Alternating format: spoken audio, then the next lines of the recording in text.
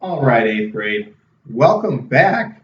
Glad you're with me. In this video, we're going to be in your Eureka workbooks looking at Module 1, Lesson 1, Exponential Notation. And I can tell you that this module is going to be primarily focused on exponential notation. So let's just get right into it. So in this module, we're going to be learning the rules of exponents, what they do, and how to manipulate them. We use operations in math as a shorthand, right? So if I wanted to know how many more like 2 is, if I wanted to know like what 4 more than 2 is, I could count 2, 3, 4, 5, 6, 4 more numbers up, or I could just add 2 plus 4. The plus sign there saved me from having to count up. So it was a shorthand. In a similar way, multiplication is a shorthand. So let's say I'm preparing for the apocalypse, and I go and I get 12. I go get like 6 dozen eggs, right? So I go get 6 dozen eggs, and I don't know why I would get eggs for the apocalypse. They are not preservatives. Nonetheless, I have 12 cartons of eggs, so I could add 12 plus 12 plus 12 plus 12 plus 12 to determine that I had 72 eggs total, or I could just multiply 12 times 6 because multiplication is shorthand for repeated addition, right? So instead of writing out all those 12s, we could just write 12 times 6, 72. Exponents, in a way, are the next level up. So what happens if you need to multiply the same number over and over again? So just for example, let's say 2 Nutra-Rat, right? 2 Nutra-Rat get out and then they breed and they have to twice as many. And then again, that group multiplies and there's twice as many. And then there's twice as many, right? Or, if you're thinking about bacteria, right? They double in population every so often. So if you need to do repeated multiplication of the same number, that would be 2 times 4, 2 times 2 is 4, 2 times 4 is 8, and then that would be 16. A shorthand for this would be to use exponents. So 2 is your base. That represents the number that is being multiplied multiple times, right? And we're multiplying to 1, 2, 3, 4 times. Your exponent tells you how many times we're multiplying the base. So 2 to the 4th power, we would say, we call this a power, is 2 times 2 times 2 times 2, or 16. So it's a nice shorthand way to write out this repeated multiplication problem. So you'll see in your workbook at the beginning of the classwork in this lesson, they have some examples very similar to the ones that I gave you, except one exception is this one with the fraction that I wanted to discuss. Now, you'll see that here when they're multiplying the fractions aren't in parentheses, but here it is. Well, what's the difference? Well, 9 over 7 to the 4th power without parentheses is not the same as what we have here.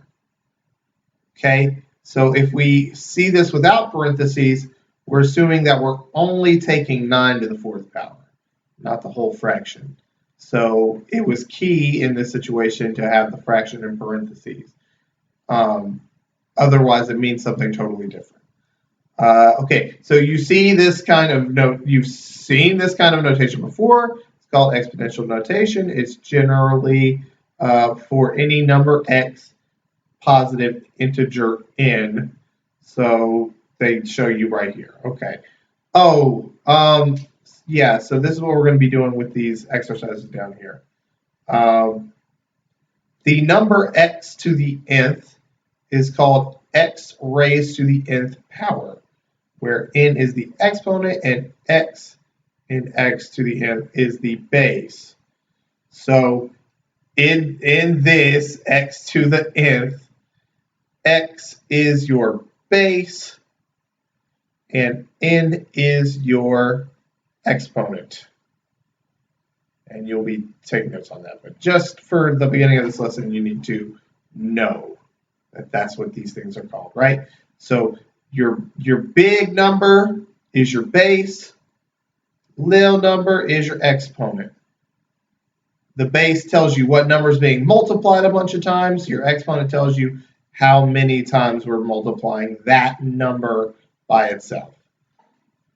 So in the exercises below, all right, so we're going to come down to the classwork exercises right here, and what you're going to see is some of these statements, some number times itself with these dots in the middle, and right below here it tells you however many times, in this case 7 times, right?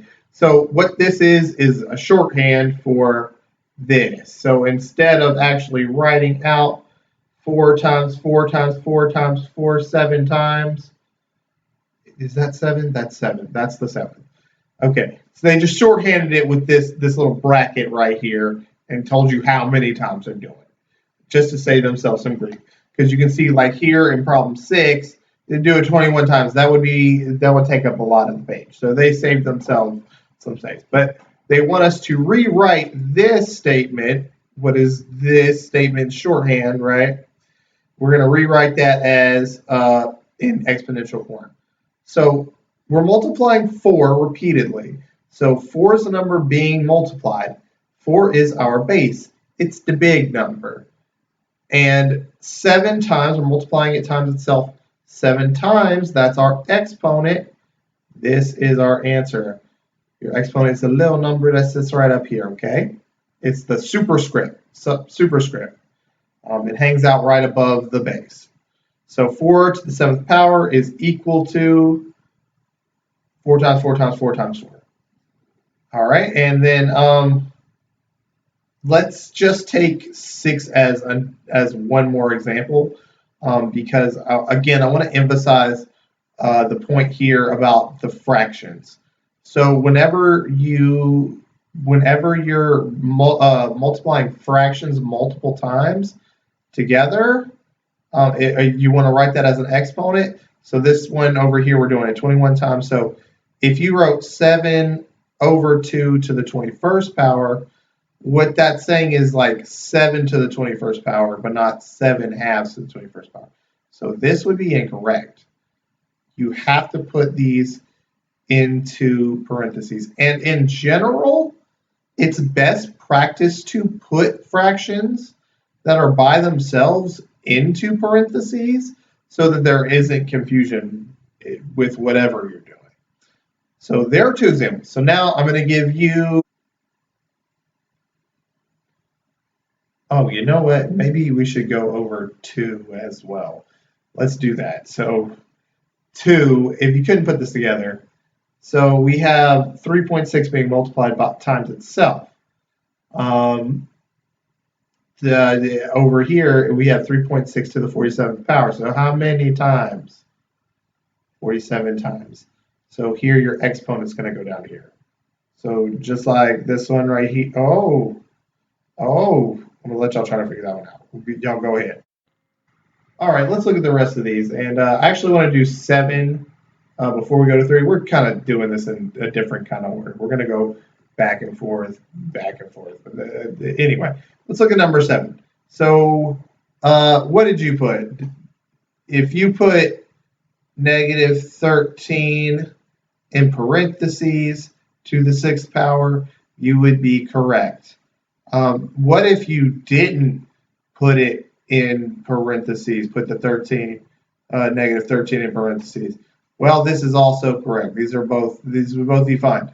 In this situation, the negative is implied to be part of the whole number, so you don't need to put it in parentheses. If you want to keep it nice and neat, I generally prefer putting things like this in parentheses so there's no confusion, but this is also correct. So if you got that right, give yourself a pat on the back. To the 34 times, so negative 11.63. I prefer mine to be in parentheses, so I'm going to do that to the 34 power. That's probably going to be a big number. This one right here, negative 1/14 to the 10th power, 10 times. Exercise 4, how many times we're multiplying 12 together? We should have put 15. Great work. Okay, negative 5 to the 10th, 10 times. Okay, I'm really interested to see what y'all did with 10. Wait, let's go up here. So what about x times itself this many times? Well, we don't know what x is, but that doesn't really matter, right? Because we're multiplying x as the base times itself 185 times. So we would write this in exponential form just like this right here. Okay, so how many times is x being multiplied by itself? N times. Very good. We don't know what n is. It's a representation of some number. But it doesn't matter what it is. We're multiplying x that many numbers of times. All right, so we're going to move to exercise 11, and I actually want to give you all about 90 seconds to think about this. They want to know, will the products be positive or negative? So just remember what you're doing. You're multiplying the base times itself this many numbers of times. I want you to see if you can determine whether it's going to be positive or negative. How did you figure that out? Wow, some of y'all actually worked that out. Okay, I mean that'll work. So we need to remember our rules for when we're multiplying negative. So since some of y'all did this, why don't I do this? I'll see y'all in just a quick second. All right, so this is 1 to the 12th power. Okay, remember from last year, we've seen this when the numbers are bumped up against each other in parentheses. That means multiplication, so don't forget about that. So we're multiplying negative 1 times itself 12 times. All right, well, let's see what happens. So what happens when we multiply a negative times a negative? Well, we get a positive. Remember your rules from last year. We talked about this in 7th grade. Negative times a negative is positive. 1 times 1 is 1. Okay, so let's keep matching up these 1 times 1s, right? Because all of these are going to make each other positive. So we get 1 times 1 times 1 times 1 times 1. Well, now they're all positive, right? And 1 times itself is always 1, no matter how many times, right? We can keep going down, but we know that 1 times 1 is always going to be 1. And since there's no more negatives, the product is going to be positive. And so here's the trick.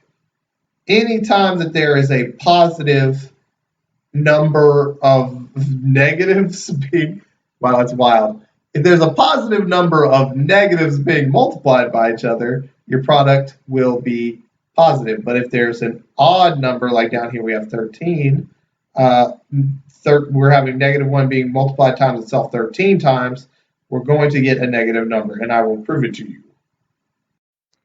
All right, here we go. I wrote it out 13 times. You can count it if you'd like. But let's see what happens when we start matching these up like we did up here. So negative 1 times negative 1 gets us a positive. There's a positive, positive, positive. So 2 negatives will cancel out and make a positive when we're multiplying. So the even ones all match up to give us a positive product. but we're still left with this negative 1 hanging out over here. It didn't have a partner to pair up with to make it positive. So what's going to happen is, due to the commutative property, we can multiply all these positive ones together here to get us 1. And then we'd be multiplying that times negative 1, which a negative times a positive gets us a negative. So we see that raising a negative base to an even power makes the product positive, while raising a negative base, to an odd power makes the product negative. And this will always be the case. Okay, so you're going to come down, try exercise 12 all by yourself. I'm giving you 90 seconds to answer 12.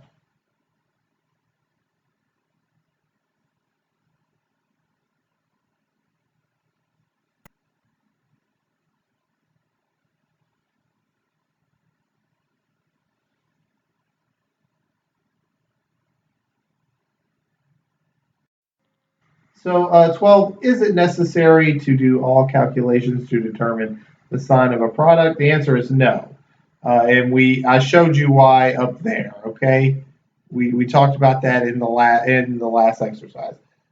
So for these, since these both have negative bases, right? The little minus sign means negative, so our base is negative.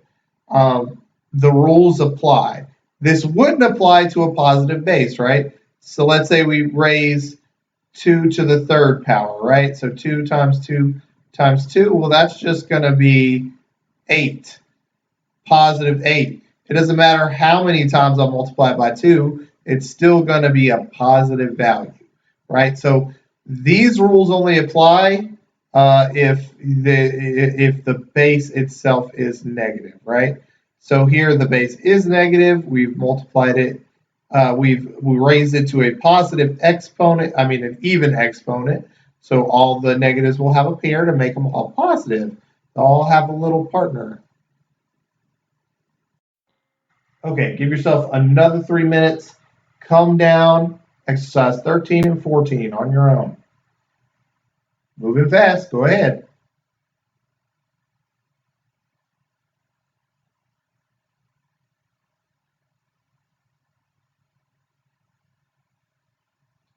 Okay, so reading this one, it's a little bit different. Fill in the blanks indicating whether the number will be positive or negative. So you'll notice already both of these bases are negative, so these rules will apply. But here we have both of these exponents as n. Well, we don't know what n is, but in the statements prior, it says if n is a positive number. Okay, so the base is negative and the n is a positive even number. It's an even number, right? So if it's an even number, then it's going to make a positive product. And if the base is negative and the exponent is odd, then it will create a negative product. Great. Exercise 14, Josie says that this negative 15 times itself 6 times equals this. Is she correct? How do you know? What did y'all come up with? Very interesting. Okay, so again, this is correct. You do not necessarily have to have these in parentheses.